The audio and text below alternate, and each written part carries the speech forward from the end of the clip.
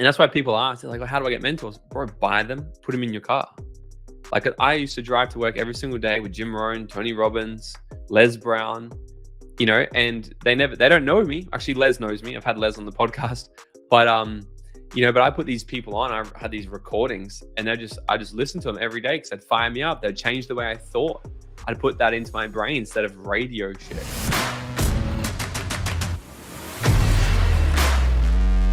Tell me, you've mentioned mentors quite a few times in this conversation, and you talk about obviously your mentor now, and back to when you were 19 to 21. You absorbed as much as you could from as many mentors as possible. I mean, so did you look at them formally as mentors back then? I guess the context of the question for me is, I mean, I'm all about mentors. I'm all about learning, growth, etc. But I'm 42, 43 now, and I wouldn't say it was until I was probably 35 that I formally understood the concept of mentors. I mean, if I look back and when I was 18 or 20 or 25, yes, I had mentors in hindsight, but they were I didn't think back then, I've got this mentor. It was probably just someone who had more knowledge than me in a particular area, that I had the humility, if that's the word, to go and ask some questions because I knew they knew more than me.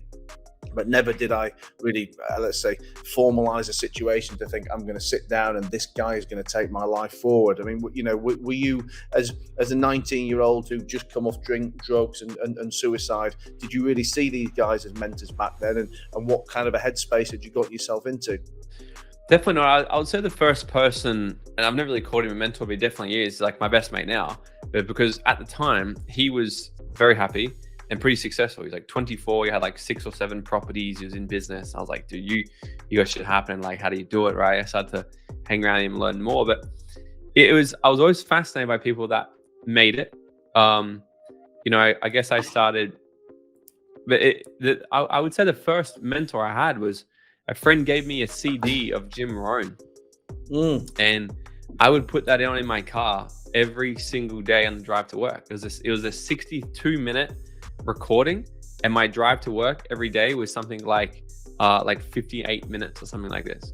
So every day I drove simultaneously, let's say, inspiring and soothing in the same breath. Yeah. I don't think there's no one else nowadays who can say the kind of words he said. I mean, look, plenty of people say the message because to a degree everything's a variation on a theme, isn't it? But I don't know anyone who can talk as soothing and relaxing as him whilst making you want to go and take over the world. But sorry, I interrupt. Yeah. He's great, but like that was the first time I ever heard anything like this. Like I got the CD and he's just saying things to me like, "You're some of the 5 people you surround yourself with." I was like, "Oh my god!" So you're telling me if I hang around with 5 rich people, I'll become one? That's mind blowing to me. I never heard that. Your thoughts become things. What do you mean they become things? Man, I've been thinking the most fucked up shit my whole life. No wonder my life is completely in a mess.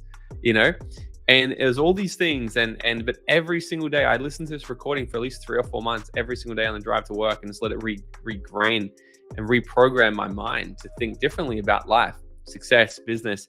He really taught me, and that's why people ask, they're like, well, how do I get mentors? Bro, buy them, put them in your car.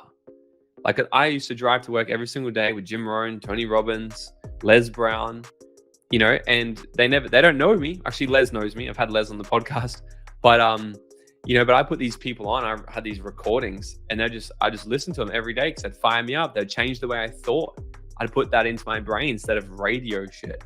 So it all started there, and then when I first started my first business, it was the people that were just doing better than me in the same industry, in the same company. I'd look up to them. How'd you do it? I'd get to events. I'd pay. And that's the thing. People ask often, how do you get around like mentors? You got to pay some way. You either got to pay to play.